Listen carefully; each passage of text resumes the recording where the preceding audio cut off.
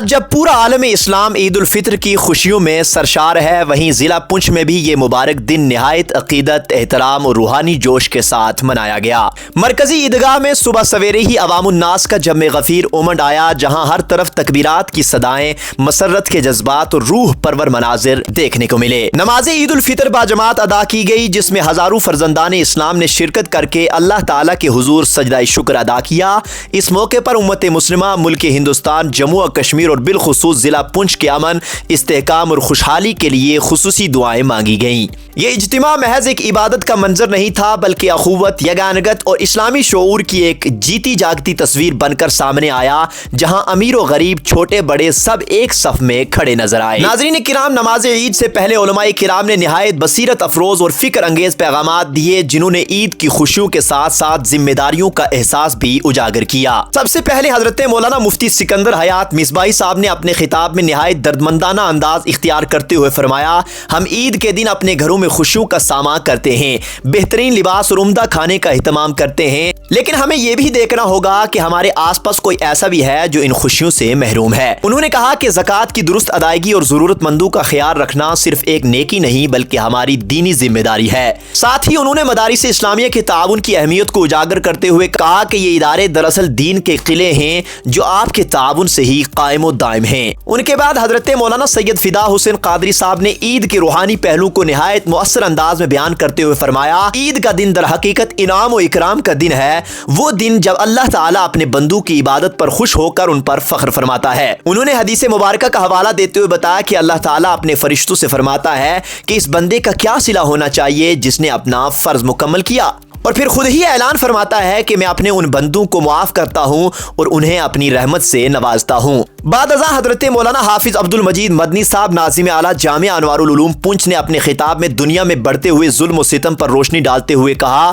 یہ حقیقت ہے کہ اللہ تعالیٰ کسی پر ظلم نہیں کرتا، بلکہ انسان خود اپنے اعمال کے ذریعے اپنے لیے مصیبتوں کا سبب بنتا ہے۔ انہوں نے واضح کیا کہ ظلم کا انجام ہمیشہ ہلاکت ہے، اور تاریخ اس بات پر گواہ ہے کہ ظالم کبھی کامیاب نہیں ہوتا۔ انہوں نے مسلمانوں کو صبر، استقامت اور دین سے مضبوط تعلق قائم رکھنے کی تلقین کی۔ آخر میں صدارتی خطاب کرتے ہوئے قائد اہل سنت حضرت مولانا مفتی فاروق حسین مصباحی صاحب نے نہایت جامع، مدلل اور دو ٹوک انداز میں خطاب فرمایا۔ انہوں نے کہا کہ دین اسلام کو سمجھنے کے لیے مستند علماء کرام کی رہنمائی ناگزیر ہے، کیونکہ آج سوشل میڈیا کے دور میں بہت سی غلط فہمیاں عام ہو رہی ہیں۔ انہوں نے مثال دیتے ہوئے کہا کہ جس طرح بغیر سیکھے کوئی شخص ڈاکٹر نہیں بن سکتا، اسی طرح دین کا صحیح علم بھی اہل علم کی صحبت کے بغیر حاصل نہیں ہو سکتا۔ انہوں نے مزید کہا کہ اگر ملک میں امن و امان قائم رکھنا ہے تو ظلم، ناانصافی اور شدت پسندی کے خلاف کھڑا ہونا ہوگا۔ ساتھ ہی مسلمانوں کو تلقین کی کہ وہ اپنے دینی تشخص، شعائر اسلام اور اتحاد کو مضبوط کریں،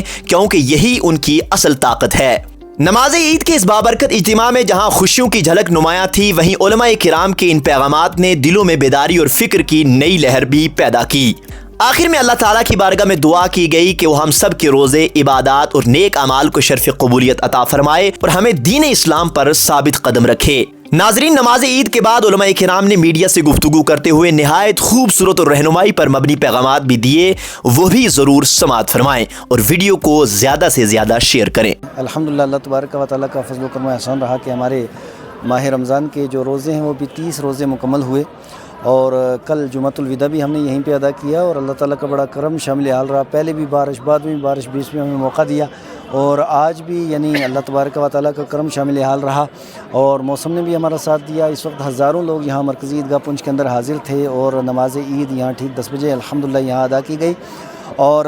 اس موقع پہ کیونکہ یہ خوشی کا موقع ہے،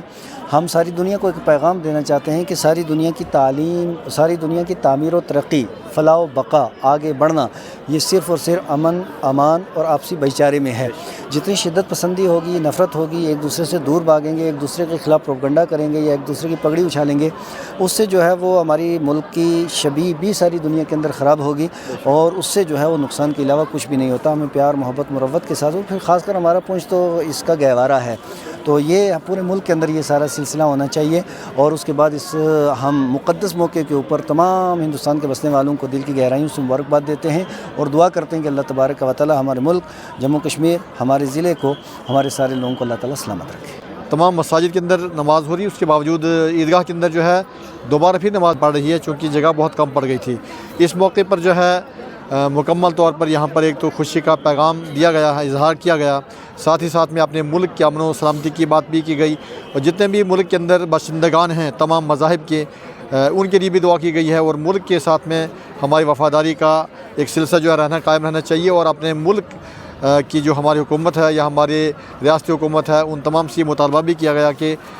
جہاں کہیں ظلم و زیادتی اس کو ختم کیا جائے، اور ہم تمام جتنے بھی مذاہب کے لوگ ہیں اپنے ایک جو پرانی روایت ہے، ایک جو سلسلہ ہے، بھائی چارہ ہے، اتحاد ہے، اتفاق ہے، ایک دوسرے کی غم خوشی کو سمجھتے ہوئے جیسے ہم صدیوں سے بسر رہے ہیں ویسے ہمیں آئندہ بھی رہنا ہے۔ نئی نسل کو یہ پیغام دینا بہت ضروری ہے کہ ملک ہندوستان کا جو ہمارا جمہوری نظام ہے اس کے ماتحت ہم نے جو ہے اپنی زندگی بسر کرنی ہے۔ یہ دوریاں، یہ نفرتیں، یہ جو سارا سلسلہ جو ہے ختم ہونا چاہیے، بلکہ جو ایسے بیچ میں افراد پیدا ہوتے ہیں کہ جو بیچ میں جو ہے تفرقہ ڈال کر کے ہمیں انتشار کے اندر مبتلا کرنا چاہتے ہیں، ایسی طاقتوں کو ہمیں دور کرنا ہے۔ ہم سب کو جتنے بھی مذہبی لوگ ہیں خاص کر کے، چاہے وہ کسی مذہب کے رہنما ہوں اور سیاسی جتنے بھی لوگ ہیں، ان تمام کو چاہیے کہ ہم